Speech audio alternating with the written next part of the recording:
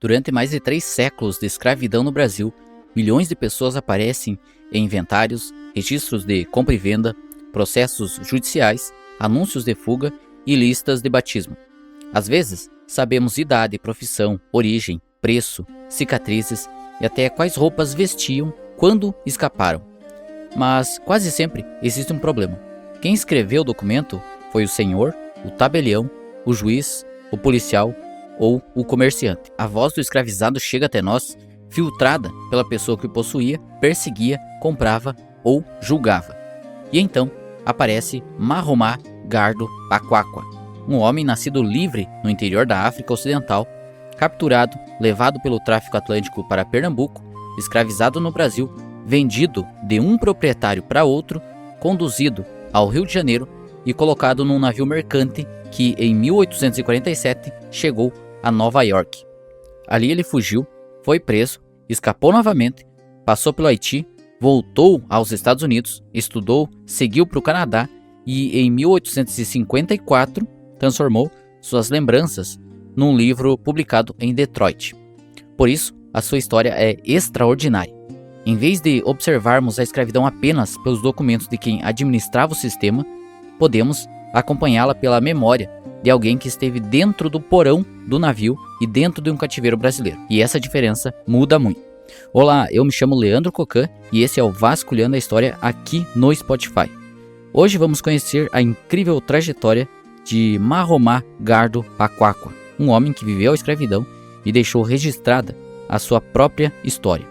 Siga o projeto também nas outras redes sociais e venha vasculhar essa história comigo. Mas aqui, antes de começarmos de fato, precisamos fazer uma correção importante. Costuma-se dizer que Bakwaqa escreveu a sua própria autobiografia.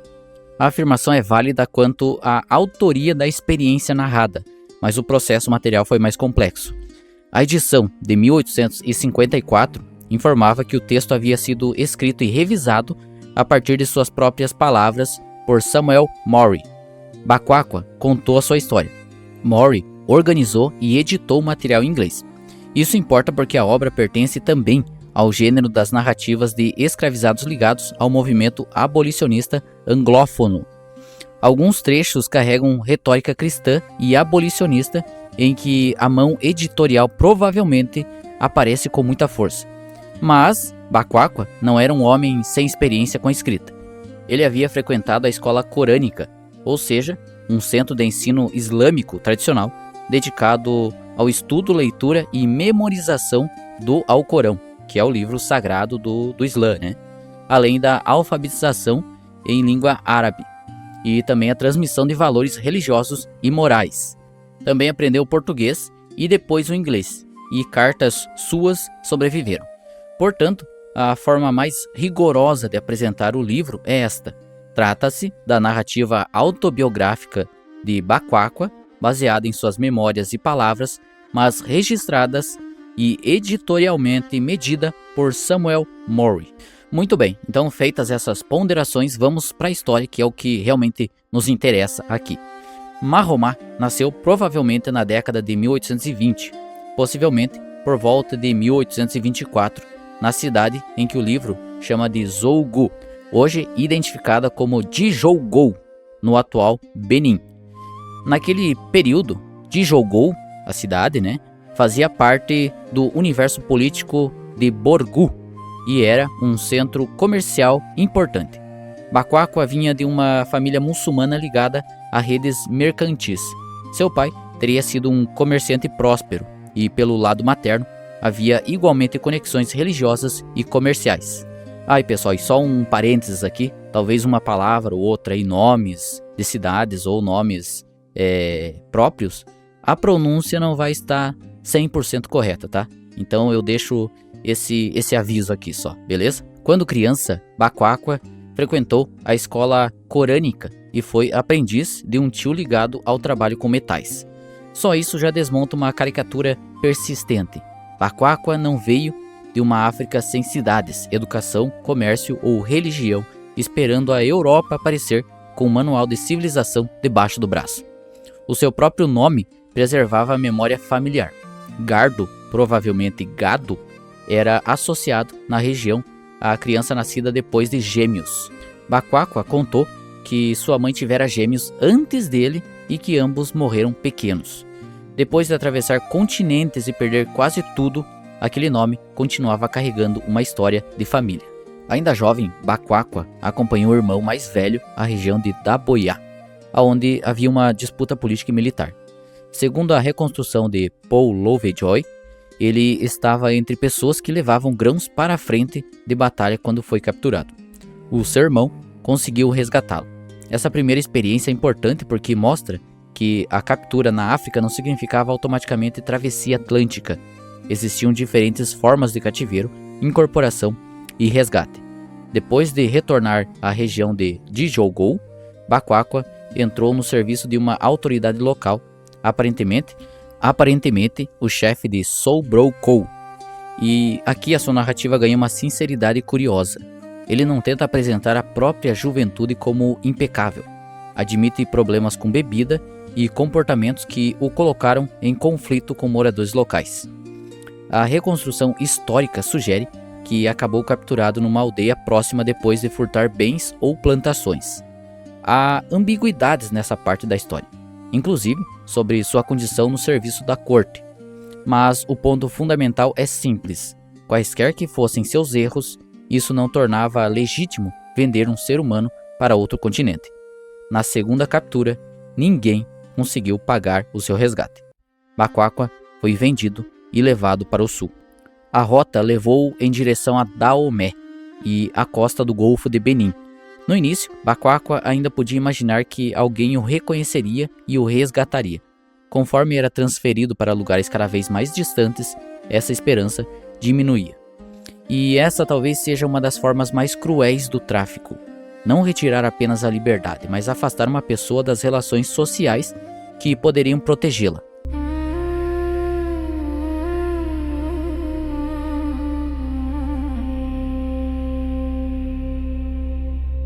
Baquaqua chegou à região de Uidá, um dos grandes centros do tráfico atlântico. Era aproximadamente 1845, época em que navios britânicos patrulhavam a costa e traficantes adaptavam os pontos de embarque para escapar da repressão. Lovejoy considera provável que ele tenha sido levado por lagoas costeiras e embarcado na região de Agoué. E antes de chegar ao navio, os cativos foram acorrentados e marcados. Baquaqua viu o mar e uma embarcação de dimensões que nunca havia conhecido. Não sabia para onde ia, sabia apenas que era escravizado. O trecho mais conhecido do seu livro descreve a travessia atlântica. Temos plantas de navios negreiros, livros de carga e registros de capitães. Baquaqua acrescenta algo diferente. Descreve o porão olhando de baixo para cima. Homens e mulheres foram colocados nus em espaços separados. A altura era tão pequena que não conseguiam ficar em pé. O confinamento dificultava até dormir. Recebiam principalmente milho preparado e pouca água. Pessoas adoeciam e morriam durante a travessia. Baquaqua recordou ainda que punições brutais contra quem resistia eram feitas. Em determinado ponto, resumiu a memória do navio dizendo que, abre aspas, a repugnância e a imundície daquele lugar horrível jamais se apagarão da minha memória. Fecha aspas. A frase foi registrada anos depois do acontecimento. E esse detalhe importa. O navio já não existia diante dele, mas continuava existindo na memória. Baquaqua chegou a Pernambuco provavelmente em 1845. E aqui existe uma contradição quase inacreditável. A lei brasileira de 7 de novembro de 1831 estabelecia que africanos introduzidos ilegalmente no Império deveriam ser considerados livres. Baquaqua chegou cerca de 14 anos depois dessa lei, ou seja, pela própria legislação brasileira, ele não deveria ter sido escravizado. Na prática, o tráfico clandestino continuava em grande escala. Os traficantes desembarcavam africanos em pontos menos fiscalizados do litoral e contavam com redes de compradores, autoridades coniventes e proprietários interessados. O relato de Baquaqua combina com esse mundo clandestino. Ele recordava que o navio permaneceu ao largo durante o dia e que os cativos foram obrigados a manter silêncio. Pesquisadores posteriores tentaram localizar o desembarque, provavelmente ao norte do Recife. Documentos britânicos mencionam naquele ano um ponto chamado Macaro, embora a localização exata continue debatida. A praia podia ser incerta, a ilegalidade não. Quando Baquáqua pisou no Brasil, a lei dizia que ele deveria ser livre. A sociedade escravista decidiu ignorar esse pequeno inconveniente jurídico. Baquáqua descreveu compradores chegando para examinar africanos recém-desembarcados. A notícia da chegada de um navio espalhava-se rapidamente e pessoas interessadas escolhiam aqueles que julgavam adequados aos seus negócios. O processo, em sua lembrança, aproximava-se da compra de animais. E é importante porque tira o tráfico do nível abstrato. Não era apenas o comércio atlântico. Era um homem olhando para outro homem, avaliando seu corpo e perguntando quanto custava. Baquáqua foi comprado por um português ligado à produção de pão, provavelmente na região de Olinda ou próxima ao Recife. Ali passou quase 2 anos. Fez serviços pesados, inclusive carregando pedras. Depois, conforme aprendeu português e mostrou capacidade para contar e lidar com dinheiro, passou também a vender pão pelas ruas. Era uma experiência próxima da escravidão urbana de ganho. Circulava, negociava com compradores e entregava o dinheiro ao proprietário. Mas movimento não significava liberdade. Segundo Baquáqua, o seu senhor era violento e difícil de satisfazer. Quando as vendas não correspondiam ao esperado ou quando o trabalho desagradava, vinham punições. Em certo momento, enquanto carregava uma pedra pesada demais, ele deixou a pedra cair. A palavra portuguesa usada para insultá-lo ficou guardada em sua memória por anos. Datas podem desaparecer. Humilhações, aparentemente, possuem excelente sistema de armazenamento. Baquáqua tentou primeiro adaptar-se e agradar ao seu senhor. Depois passou a responder de outras maneiras. Bebia, ausentava-se, tentou fugir e em determinado momento jogou-se na água tentando tirar a própria vida. Sobreviveu e o proprietário respondeu com espancamento. E essa parte deve ser tratada com cuidado, porque a narrativa relaciona a bebida e a autodestruição ao desespero do cativeiro, embora o próprio Baquáqua reconheça que já tinha relação problemática com o álcool na África. Mas a sua experiência lembra que a resistência à escravidão não aparecia somente em revoltas espetaculares. Podia aparecer também na fuga, na recusa e também no desespero de alguém que já não enxergava a saída. O padeiro finalmente decidiu vendê-lo. Na lógica escravista, se uma pessoa não se comportava como propriedade adequada, trocava-se de proprietário. Baquáqua passou por outro negociante até chegar ao Rio de Janeiro. No Rio, Baquáqua foi adquirido pelo capitão Clemente José da Costa, ligado ao navio mercante Lembrança. Passou então a trabalhar a bordo e fez viagens pela costa brasileira. O navio transportava mercadorias entre diferentes portos e Baquáqua participou de viagens ao sul, inclusive em rotas de carne seca. Outro homem escravizado, José da Rocha, também trabalhava na embarcação. Baquáqua continuava sujeito à autoridade e aos castigos do capitão, mas o navio trouxe uma novidade decisiva: mobilidade. Ele passou a conhecer portos e perceber algo que nenhum senhor gostaria que seu escravizado percebesse com demasiada clareza. As leis mudavam quando mudava o território. Em abril de 1847, o Lembrança, o navio, saiu do Rio de Janeiro com café destinado a Nova York. A viagem durou 66 dias e o navio chegou em 27 de junho a Nova York. Pesquisadores encontraram tanto o anúncio de partida no Jornal do Comércio, quanto a notícia da chegada no New York Daily Tribune, confirmando detalhes da memória de Baquáqua. Segundo Baquáqua, a primeira palavra inglesa que aprendeu naquela viagem foi free, livre. A escravidão já havia sido abolida no estado de Nova York. Abolicionistas souberam que pessoas escravizadas estavam a bordo do navio brasileiro e aproximaram-se. Baquáqua e José da Rocha fugiram do Lembrança, do navio, Uma mulher escravizada chamada Maria da Costa também aparece nos registros do episódio, mas retornou ao navio voluntariamente ou sob intimidação. As fontes não permitem saber com clareza. Baquáqua e Rocha foram presos, e a grande ironia surgiu imediatamente.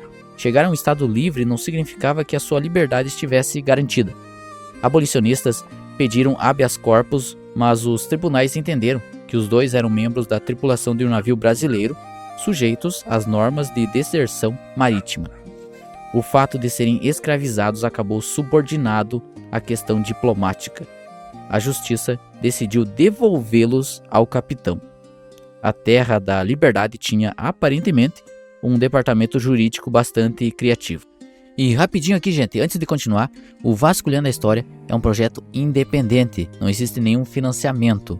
É um peão de firma em seu tempo livre, estudando, roteirizando e gravando. Mas existem várias formas de ajudar esse projeto a continuar. Você pode seguir o podcast, compartilhar os episódios, deixar sugestões de temas e acompanhar também as outras redes. E também, para quem quiser contribuir financeiramente, há o Apoia-se e também tem o Pix, que eu deixo disponível na descrição. Toda forma de apoio ajuda esse projeto a seguir crescendo. Agora sim, voltaremos para o episódio. Mas antes da devolução na noite de 9 de agosto de 1847, Baquaqua e Rocha desapareceram da prisão de Eldridge Street. A explicação oficial foi que o carcereiro adormeceu e deixou as chaves acessíveis. Pode ter sido uma incompetência quase artística. Pode ter existido ajuda deliberada. Não sabemos. O que sabemos é que escaparam e passaram por redes abolicionistas até chegar a Massachusetts. Poucas semanas depois, seguiram para o Haiti, país cuja própria existência já era uma lembrança incômoda de que pessoas escravizadas podiam destruir o sistema que as escravizava. Mas a liberdade no Haiti não resolveu todos os problemas de Baquaqua. Ele não falava crioulo haitiano, então enfrentou dificuldades de trabalho e isolamento e voltou a beber. Acabou acolhido pelo reverendo William Jude, ligado à American Baptist Free Mission Society.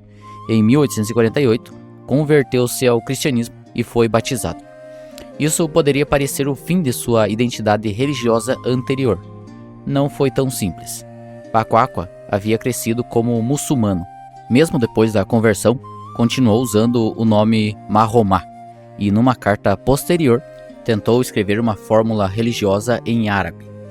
É uma das partes mais interessantes de sua história. Ele podia ser cristão e, ao mesmo tempo, carregar marcas profundas da formação islâmica e da família africana. Pessoas reais têm essa desagradável mania de serem mais complicadas que as categorias dos livros didáticos. Com a instabilidade política haitiana, Baquaqua voltou aos Estados Unidos no final de 1849. Entrou em redes abolicionistas e conseguiu estudar no New York Central College, em McGraw-Ville, instituição ligada a círculos anti-escravistas que admitia estudantes negros e mulheres. Ficou por ali quase 3 anos, entre 1850 e 1853. No início de 1854, Baquaqua foi para o Canadá Oeste, atual Ontário, onde obteve documentação como súdito britânico. Depois, entrou em contato com Samuel Morey em Detroit. Em agosto apareceu a sua biografia, chamada Biografia de Mahomá Gardo Baquaqua, o nativo de Zougoum, do interior da África. O volume tinha cerca de 66 páginas e era mais do que uma história do cativeiro. As primeiras partes descreviam sua região de origem: governo, religião, agricultura, comércio, casamento, funerais, vestimentas, guerra e formas de escravidão. Depois vinha sua trajetória pessoal: juventude, captura, marcha até a costa, navio negreiro, Brasil, Nova York, Haiti e liberdade. Isso é importante porque Baquaqua não aparece apenas como uma vítima. Ele aparece também como alguém capaz de explicar ao leitor o mundo de onde ele veio. O homem que no Brasil havia sido reduzido à propriedade apresentava uma sociedade africana com política, religião, economia e história. O livro foi registrado oficialmente em seu nome em agosto de 1854, embora pareça ter circulado pouco fora dos meios religiosos e abolicionistas ligados a ele. Não devemos tratá-lo como uma transcrição perfeita. Samuel Morey editou a narrativa. O contexto abolicionista influenciou a sua apresentação. Missionários cristãos também tinham interesse em destacar a conversão de Baquaqua. Por outro lado, muitos detalhes foram posteriormente confirmados por fontes independentes. O Lembrança existiu, o navio, O seu itinerário pôde ser reconstruído. Jornais registraram a chegada a Nova York, a fuga e o processo judicial. Locais africanos mencionados no livro foram identificados por pesquisadores. Até o significado de gado combina com a história familiar contada por Bakwaku. A fonte não precisa ser infalível para ser excepcional, e ela possui uma qualidade raríssima para a história da escravidão brasileira. O cotidiano aparece pelo ponto de vista daquele que o sofreu. Bakwaku fala do desembarque clandestino, da venda, do aprendizado do português, do trabalho pesado, da venda de pão, do dinheiro entregue ao Senhor, dos castigos, da tentativa de fuga, do desespero e da revenda. Não é o padeiro descrevendo seu escravizado. É o homem que carregou a pedra e vendeu o pão, descrevendo o padeiro. Depois da liberdade, uma preocupação aparece repetidamente nas cartas de Bakwaku: retornar à África. Ele lembrava da sua terra, da sua mãe e de suas conexões familiares. Tentou obter apoio de missões cristãs para trabalhar no continente. Há uma bela ambiguidade nisso. O homem, criado no islamismo, planejava retornar através de organizações cristãs, mas continuava carregando o nome muçulmano e memórias de sua formação anterior. Talvez voltar para casa significasse mais do que retornar a um ponto no mapa. Depois de tantos deslocamentos impostos por outras pessoas, escolher o destino da própria viagem já era parte da liberdade. Em janeiro de 1855, Bakwaku viajou para Liverpool e, em 1857, ainda estava na Grã-Bretanha procurando apoio para retornar à África. Durante muito tempo, esse foi considerado seu último registro conhecido. Paul Lovejoy escreveu em 2002 que Bakwaku desaparecia da documentação depois disso. A pesquisa, porém, continuou, e em 2025, Paul Lovejoy e Nilson Bezerra publicaram uma nova biografia reunindo décadas de investigação. Os autores sustentam que Bakwaku aparentemente conseguiu retornar à África no início da década de 1860, quando seus rastros documentais desaparecem. A palavra aparentemente precisa permanecer. Não possuímos um registro definitivo de seu reencontro com a família ou de sua morte. A historiografia recente considera o retorno provável, mas o desfecho de sua vida continua parcialmente aberto. Paul Lovejoy usou a trajetória de Bakwaku para discutir aquilo que chamou de migragem da etnicidade. Em Djogou, Maromá possuía família, religião, língua e posição social. Depois virou cativo. No Brasil, recebeu o nome de José da Costa, ligado ao universo de seu proprietário. Em Nova York, chegou a ser identificado pela imprensa como brasileiro. No Haiti, era estrangeiro. Nos Estados Unidos, tornou-se estudante. No Canadá, súdito britânico. Para os missionários, cristão convertido. E na capa do livro voltou a aparecer como Mohammad Gardo Bakwaku. Mohammad lembrava sua formação islâmica. Gardo lembrava sua família. A escravidão havia tentado transformá-lo numa mercadoria sem passado. A autobiografia fez o movimento contrário. Devolveu-lhe o passado em seu próprio nome. Mas por que Bakwaku é tão importante para a história do Brasil? Porque a sua experiência não foi típica e, ao mesmo tempo, revela mecanismos que afetaram milhões. Ele era um homem muçulmano, possuía alguma educação, aprendeu línguas, viveu relativamente pouco tempo no Brasil, trabalhou em ambiente urbano e marítimo e teve a oportunidade extraordinária de chegar a um porto estrangeiro onde encontrou abolicionistas. Milhões de escravizados jamais tiveram uma combinação semelhante de circunstâncias. Portanto, Bakwaku não deve ser apresentado como a voz de todos os escravizados. A sua importância é outra. Ele nos permite acompanhar, através de uma pessoa identificável, processos gigantescos: captura, tráfico interno africano, travessia atlântica, tráfico ilegal para o Brasil, mercado de escravizados, trabalho urbano, violência, mobilidade marítima, redes abolicionistas e a busca pela liberdade. E existe ainda algo profundamente simbólico em sua obra. No Brasil, outro homem podia decidir onde Bakwaku trabalharia, vendê-lo e até impor-lhe outro nome. Poucos anos depois, Baquaqua decidia qual nome aparecia na capa de um livro sob a sua própria existência. O objeto de inventário tornou-se autor. A mercadoria descreveu o mercado. O homem transportado contra a vontade passou a narrar a viagem. A autobiografia não é apenas um livro sobre liberdade. Produzi-la também foi um ato de liberdade. E para concluir esse episódio com um breve resumo, podemos dizer que Mahoma Gardo Baquaqua nasceu livre no interior da África Ocidental. Foi educado numa comunidade muçulmana, teve família, errou, trabalhou, bebeu, viajou e foi capturado. Foi resgatado uma vez, na segunda foi vendido. Marchou até a costa, foi marcado e atravessou o Atlântico dentro de um navio negreiro. Chegou ao Brasil quando a própria lei brasileira dizia que não poderia ser escravizado. Foi escravizado mesmo assim. Carregou pedras, vendeu pão, aprendeu português, apanhou, tentou fugir, tentou morrer, foi vendido novamente. Trabalhou num navio e cruzou a costa brasileira até que um carregamento de café o levou a Nova York. Ali aprendeu uma palavra, free, livre. Mas até essa liberdade precisou ser conquistada 2 vezes. Ele fugiu do navio, foi preso, recebeu ordem judicial de devolução e fugiu da prisão. Passou pelo Haiti, converteu-se ao cristianismo, voltou aos Estados Unidos, estudou, foi para o Canadá, publicou a sua história, seguiu para a Inglaterra e tentou retornar à África. Durante séculos, grande parte da documentação brasileira falou dos escravizados através da linguagem de quem administrava o sistema. Baquaqua oferece algo diferente. Ele nos permite chegar ao navio pelo porão, ao mercado pela mercadoria, à escravidão pelo escravizado. Quando olhamos uma tabela do tráfico atlântico, encontramos números.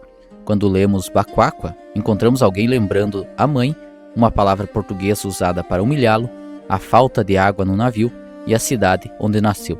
A sua narrativa não substitui as estatísticas, nem representa todos os cativos, mas devolve algo que os números dificilmente conseguem preservar: uma pessoa. Baquaqua não entrou para a história apenas porque sobreviveu à escravidão. Entrou porque depois de sobreviver, conseguiu contar. E mais de 170 anos depois, aquilo que o tráfico tentou apagar continua escrito na capa de seu livro, Mahoma Gardo Baquaqua. Não o nome que um senhor lhe deu, o nome que ele quis conservar. Bom, esse foi o episódio de hoje. Espero que tenham gostado e principalmente aprendido alguma coisa. Falar sobre Baquaqua é especialmente interessante porque por meio do seu próprio relato, a gente consegue enxergar a escravidão não apenas pelos documentos oficiais, mas pelos olhos de alguém que viveu tudo aquilo. Espero que você tenha gostado e que esse episódio tenha despertado a curiosidade para conhecer mais sobre a história dele. É óbvio, que essa é apenas uma síntese, um resumo. A história dele mesmo na íntegra, o próprio livro é muito mais, tem muito mais detalhes, Então, esse episódio serve apenas como um chamativo para você ir lá e procurar realmente a história dele, beleza? Eu sou Leandro Cocan e nos encontramos então no próximo episódio, conforme o tempo, o trabalho e a vida adulta resolverem colaborar, porque aparentemente todos eles fizeram uma aliança contra o podcast. Até a próxima.